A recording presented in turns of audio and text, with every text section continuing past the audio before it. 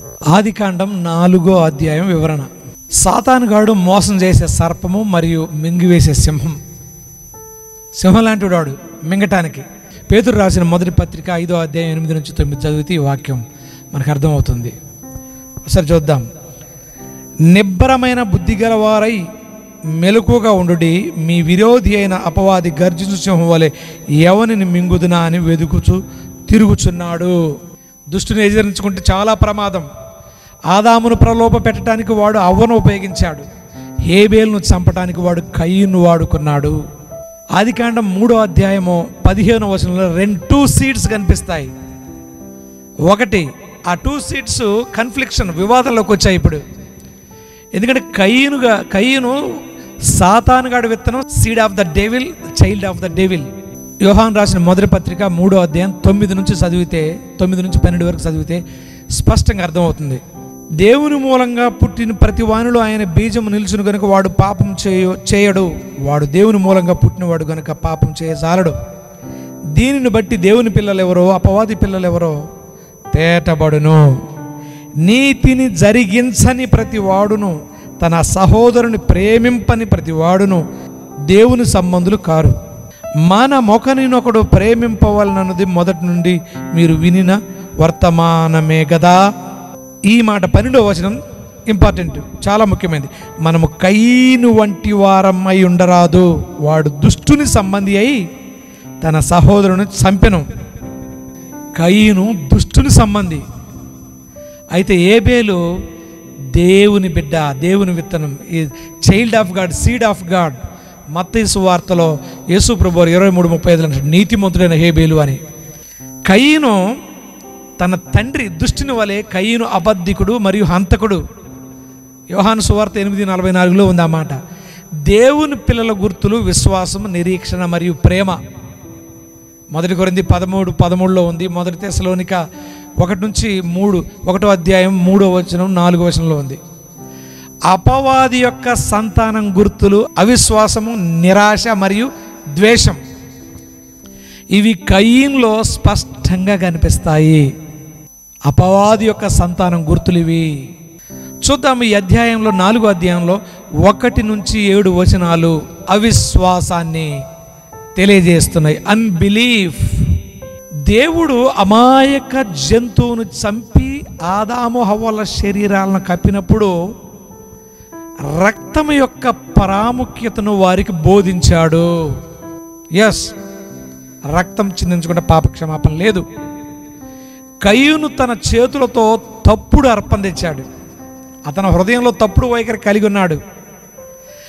అతనిది విశ్వాసంతో కూడిన అర్పణ కాదు కాబట్టి దేవుడు దానిని తిరస్కరించాడు. దేవుడు కయీనును హెచ్చరించాడు, నువ్వు చేసిన పనిని బట్టి, నీ తలంపులను బట్టి పాపం నీ తలుపు దగ్గర ఎదురు చూస్తూ ఉంది, పాపం నీపై దాడి చేయడానికి సిద్ధంగా ఉందని దేవుడు హెచ్చరించాడు. అన్బిలీఫ్, అవిశ్వాసము. 1 నుంచి 7 వచనాలు. ఆదికాండం 4వ అధ్యాయం 8వ వచనంలో ద్వేషం అనే మాటను తెలియజేస్తుంది. హేట్రెడ్, ద్వేషం. కయీను కోపం నెమ్మదిగా అసూయ మరియు ద్వేషంగా మారింది. ఆపై అది హత్యకు దారితీసింది. మత్తయి సువార్త 5వ అధ్యాయం 21 నుంచి 26 వరకు కోపం ఖచ్చితంగా హత్యకు దారితీస్తుంది. అసలు కోపమే పెద్ద పాపము అని ప్రభు బోధించాడు. మన శోధన అంటే టెంప్టేషన్తో ఆటలాడొద్దు. శ్రమ వేరు, శోధన వేరు. శ్రమ అంటే ఇంగ్లీష్లో ట్రయల్ అని ఉంది, శోధన అంటే టెంప్టేషన్ అని ఉంది. అంటే శోధన, టెంప్టేషన్తో ఆట ఆడటం ప్రారంభించినప్పుడు మనము త్వరగా పట్టుబడతాం. ఖచ్చితంగా త్వరలోనే పట్టుబడిపోతాం. యాకోబు పత్రికలో అదే ఉంది. 1వ అధ్యాయం 13 నుంచి 16 వరకు. ఎవరి హృదయంలో పాపం నివాసం చేసిద్దో అది ఈడ్చిద్ది, వారిని ఈడ్చి మరణానికి గురి చేసిద్ది. దేవుడు ద్వేషించే ప్రతి పాపానికి కయీను దోషిగా ఉన్నాడు. దేవుడు ద్వేషించేది ఏంటి? సామెతల గ్రంథం 6వ అధ్యాయం 16 నుంచి 19 వరకు దేవుడు ద్వేషించే విషయాలు ఉన్నాయి. ఒకసారి బైబిల్ చూద్దాం. యెహోవాకు అసహ్యములైనవి 6 గలవు, 7 ఆయనకు హేయములు. అవి ఏవనగా అహంకార దృష్టియు, కళ్ళలాడు నాలకయు, నిరపరాధులను చంపు చేతులను, దుర్యోచనలు యోచించు హృదయమును, కీడు చేయుటకు త్వరపడి పరుగులెత్తు పాదములను, లేని వాటిని పలుకు అబద్ధ సాక్షియు, అన్నదమ్ములలో జగడములు పుట్టించువాడును. ఇవన్నీ కూడా దేవుడు ద్వేషించే పాపాలే. ఈ పాపాలన్నీ కయ్యంలోనే ఉన్నాయి. వీటిలో ఏదున్నా సరే దేవుడు అసహించుకుంటాడు. వాక్యం ఏమనుంది? యెహోవాకు అసహ్యములైనవి.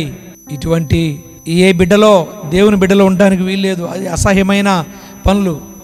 దేవుని బిడ్డలో సహజంగా ఇటువంటివి ఉండవు. మారు మనసు పొంది రక్షణ పొంది ఆత్మచేత నింపబడి నడుస్తున్న ప్రతి బిడ్డకి ఇటువంటి అసహ్యము. వారు ఎరుగుతారు జ్ఞానం కలిగి. కానీ ఇంకా ఇటువంటివి ఉన్నాయంటే ఎక్కడో ఆత్మీయ జీవితంలో లోపం ఉందని అర్థము. సో ఆదికాండం 4వ అధ్యాయము 1 నుంచి 7 వచనాలు వీటిని బోధిస్తుంది. ఇప్పుడు 9 నుంచి 24 వచనాలు అదే 4వ అధ్యాయంలో నిరాశ గురించి చెప్పుచున్నాయి. డిస్పెయిర్, నిరాశ. ఆదాము అవ్వలకు దేవుని ప్రశ్న ఏంటి అంటే, మీరు ఎక్కడున్నారు?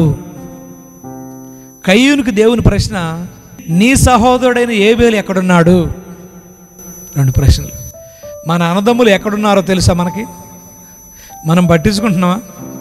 లేక కయ్యూను చేసినట్లుగా మనం సాకులు చెబుతున్నామా? ఆలోచించుకోవాల్సిన అవసరం ఉంది. ఇక్కడ దేవుడు మనిషిని చేపించాడు ఖచ్చితంగా, కయ్యూన్ని. కానీ కయ్యూను తన పాపం గురించి ఒప్పింపు కలగలేదు. కయ్యూనికి అతను తన శిక్ష గురించి మాత్రమే ఆందోళన చెందాడు తప్ప కయ్యూని యొక్క అవిశ్వాసం, ద్వేషం మరియు మోసం అతని జీవితంలోని ప్రతి సంబంధాన్ని నాశనం చేసింది. అతని సోదరుడు దేవుడు తనతో మరి అతని చుట్టూ ఉన్న ప్రపంచంతో అతని సంబంధం మొత్తం పాడైపోయింది. మనమందరం, బైబిల్ చెబుతుంది, మనమందరం ఈ భూమిపై యాత్రికులమే. కానీ కయ్యూను పారిపోయేవాడు, ఫిగిటివ్, సంచరించేవాడు, పరాజితుడు. సెయింట్ అగస్టిన్ ఇలా అన్నాడు, నీవు మమ్మల్ని నీకోసం చేసుకున్నావు, నీలో విశ్రాంతి తీసుకునే వరకు మా హృదయాలు చంచలంగా ఉంటాయి. మనకు సమాధానము, నెమ్మది ఎప్పుడు కలుగుతుందంటే దేవునిపై ఆధారపడి సమస్తము దేవుడే నాకు అనుకొని అటువంటి విశ్వాసం దేవుని మీద ఉంచినప్పుడే మనకు నెమ్మది, సమాధానం ఉంటుంది. కానీ కయ్యూను జీవితం అట్లేదు. ఈ భూమిపై తిరుగులాడేవాడు, పరాజితుడు, నెమ్మది లేనివాడు. మనం యాత్రికులం, కానీ కయ్యూను పరాజితుడు, సంచరించేవాడు. ఎంత భయంకరమైన స్థితి! ఒక మనిషి దేవుని ముందు పాపం చేసినప్పుడు చేసిన పాపం గురించి కాదు ఆందోళన చెందవలసింది. తప్పు చేశాను కానీ దేవుడు నన్ను క్షమిస్తాడు, ఇక ఆ జీవితం వద్దు, అటువంటి తప్పు చేయనని దేవుని దగ్గర రావటం ముఖ్యం. దేవుడు ఎన్నోసార్లు అవకాశం ఇచ్చాడు కానీ కయ్యూను ఉపయోగించుకోలేదు. ఇక 4వ అధ్యాయం 25 నుంచి 26 వచనాలు ఏం చెబుతున్నాయంటే ఆశ, ఒక కొత్త ఆశాకిరణము. చూద్దాము. 16వ వచనంలో కయ్యూను నోదు దేశంలో కాపురమున్నాడని ఉంది. ఈ భూమిపై నాగరికతను నిర్మించడం ద్వారా కయ్యూను తన నిరాశను భర్తీ చేయడానికి ప్రయత్నించాడు. మనిషి ఎంత ఎదిగినా పాపం ఉంటే దేవుడు తిరస్కరిస్తాడు. ఏం ప్రయోజనం? ఎంత ఎదిగితే, ఏం గట్టిస్తే ఏం ప్రయోజనం? ఆదామవ్వలో చాలామంది పిల్లలను కలిగి ఉన్నందున కయ్యూను అతని బంధువుల్లో ఒకరిని వివాహం చేసుకుని ఉండాలి. ఏబేలు లైన్లో ఒక వ్యక్తి కావాలి. ఇప్పుడు గాడ్లీ లైన్, అది కొనసాగించడానికి ఆదామవ్వలకు మరొక కుమారుడైన షేతును ఇచ్చాడు దేవుడు. షేతు అనే పదమునకు నియమించబడిన వాడు అని అర్థం. షేతు ద్వారా ఏనోషు వచ్చాడు. అప్పుడు యెహోవా నామమున ప్రార్థన చేయుట ప్రారంభమైనది. ప్రభునామానికి మహిమ కలుగును గాక. ఈ 4వ అధ్యాయంలో కోపం అనే విషయం ప్రధానంగా చెప్పబడుతుంది.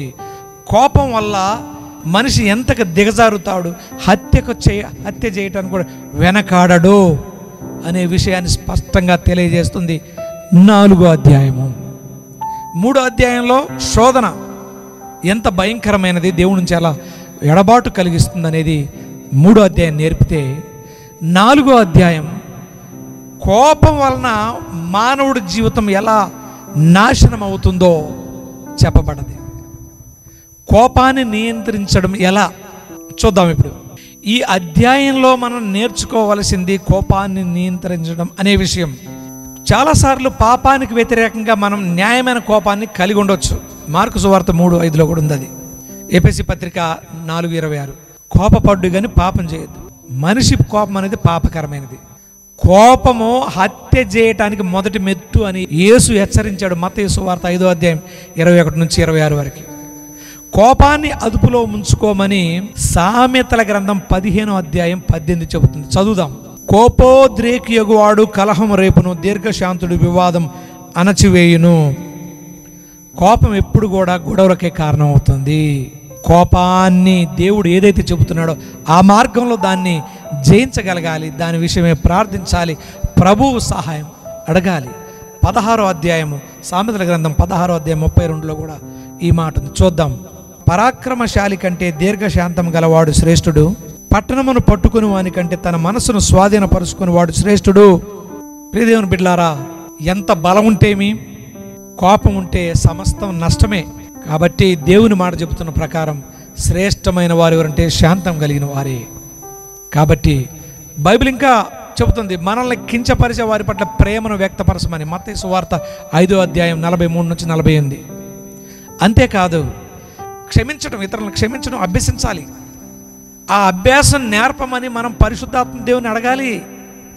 అప్పుడు ఆయన మనకు ఖచ్చితంగా సహాయం చేస్తాడు. ఈ మాట ఎఫెసీ పత్రిక 4:26-32 చదివితే మనకు తెలుస్తుంది.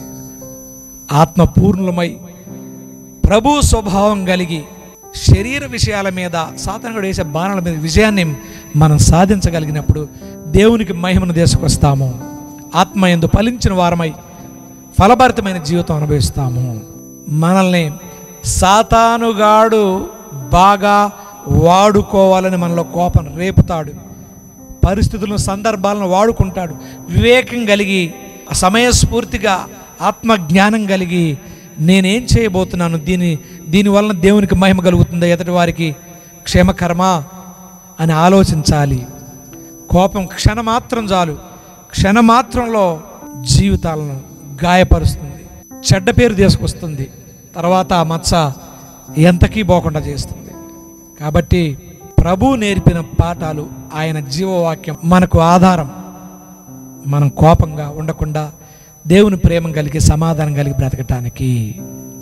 కాబట్టి ఇటు మాటలో మన జీవితాల్లో గొప్ప మార్పును తీసుకురావాలి.